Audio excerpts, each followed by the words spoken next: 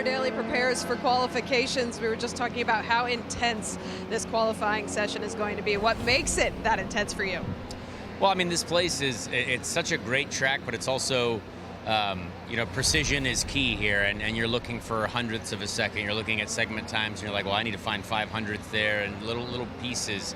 And now with this weekend, kind of with how tire rules are working, people are on way different tire strategies. So you kind of see some people, you're like, oh, why aren't they up front? Well, it's because they didn't run tires yet. So there's a lot of people that might be, sandbagging a little bit because we haven't seen what they've really got yet. So, and the groups seem to be a little bit split when it comes to speed. So it'll be interesting to see how the session plays out.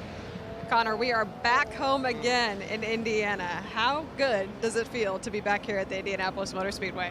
Well, last year I was an Uber driver for people who ran out of fuel at the back straight for Colton Herta specifically, so it's nice to be racing here. I love this event. I love the Indy Grand Prix, and obviously next week's going to be awesome as well. So to be here with Hunko Tollinger Racing in the number 76, it's super cool just to have a chance to be back here and driving in the road course race, and then getting after it next week for the Indy 500. It's the best time of year. Best people in the world are here at the racetrack, and it's super special to be here with Chevrolet as well. Chevrolet at the Indianapolis Motor Speedway is it's a lucky group to be a part of. Right here in Indianapolis, Indiana. Connor Daly, what do you feel like needed to happen differently there? I didn't get a chance to run the Reds this morning. We kind of took a gamble with that, and I don't think it worked out perfectly in our favor. We wanted to have the best tires for the race, right? So that means not using as many of them.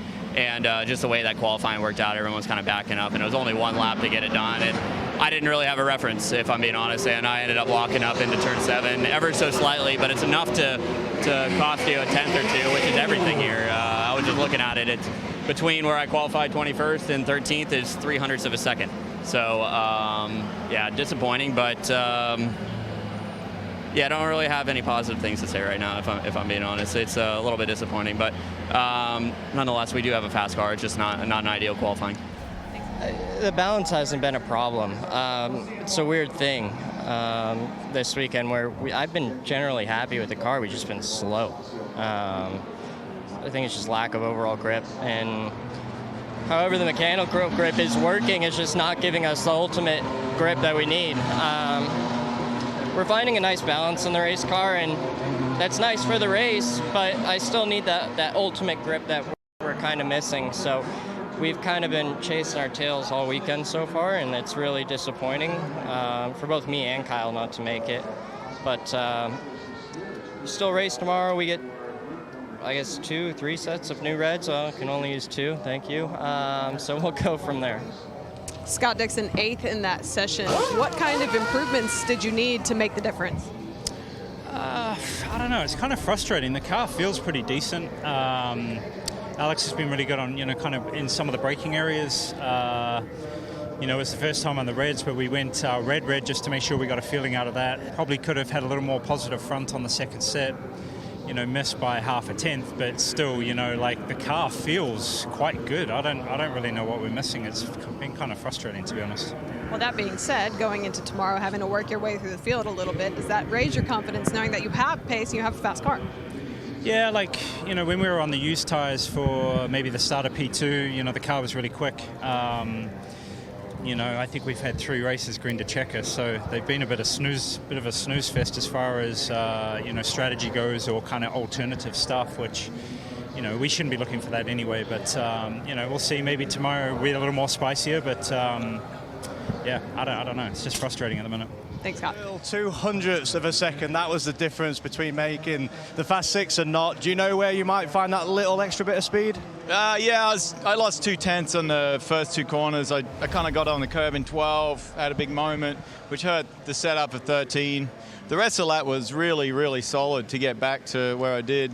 It's tight, man.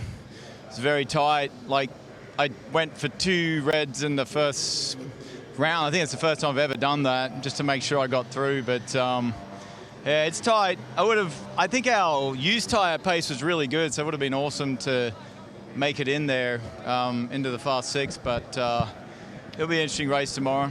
Yeah, we're all sort of got to use the same tires, so see what happens. Pato O'Ward misses by, about 0.03 of a second advancing. You've had a little bit of a chance to look at data. What are you seeing? Yeah, we lost about 2/10 there on the straight. We don't really have an explanation why yet. But yeah, that's frustrating because balance of the car felt fine. Like I think we've done a good job in bringing a strong enough car that would have taken us to the Fast Six for sure. But it's just annoying that is what ultimately is screwing us. So hopefully we can find the issue because if you don't have a good straight line here, you're just going straight to the back. So we're gonna look into it. Not really sure why it can be so many different things. I don't want to point fingers exactly at what it is because we obviously don't know enough. But I know the lap time loss was there, and just every run gets slower and slower and slower. So obviously, that's where it put us. Big questions and concerns for the 5 for Arrow McLaren. Half of the Firestone Fast Six, and we've got a rookie, Louis Foster, in the Firestone Fast Six for the first time. How big is this for you, qualifying third?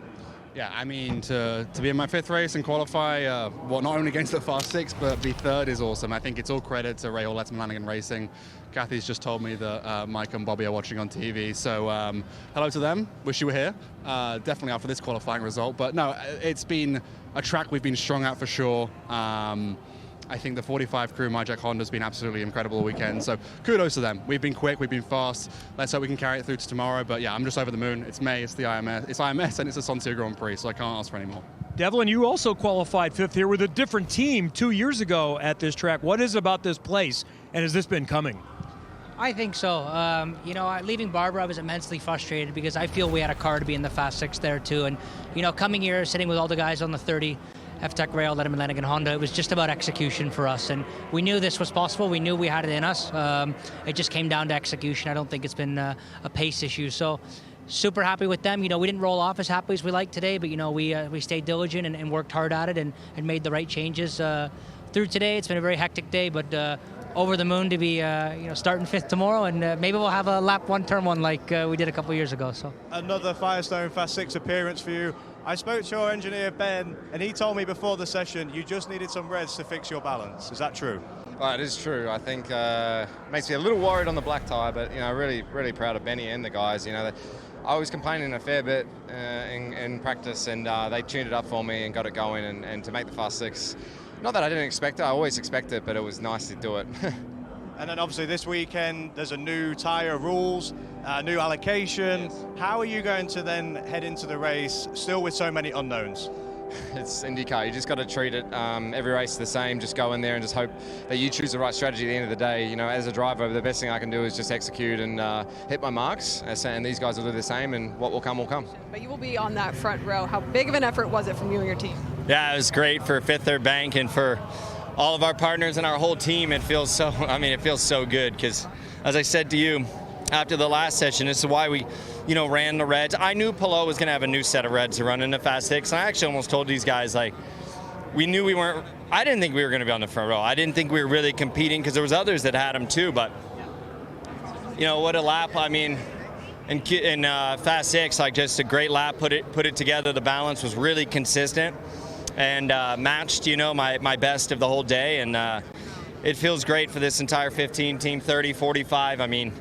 You guys know this. Everybody watching knows this. We needed this. We expect to be good at Indy Road Course, but to see it come together and actually have 3 cars in the top 5 is amazing. So it feels awesome for our team. Alex Palou, another pole position. What an absolute huge lap at the end there. Where did that come from? Well, I think we had a bit of an advantage there with a set of brand new soft tires. I think some people used it in Q1 and we didn't. So maybe that's where the time comes. But anyway, that number 10 DHL car was amazing, super fast. It's been super fast all season, honestly. But today it's been on fire. And I managed to talk to Barry Wanzer, your good friend, your strategist, and I said to him, what is the approach? And he said, we're trying to be humble, we're being modest, but we're enjoying it. Did he sum that up pretty well? Absolutely, 100%. We know it's pretty special. It's super tough to be competitive in IndyCar and to be running up front, race in, race out. So we're enjoying as long as this wave continues. Hopefully it continues at least for 1 more week or 2 more weeks after this. But it's been amazing, incredible job by everybody at Chip Ganassi Racing and HRC. Congratulations. Alex Palou, the NTT Pole Award winner.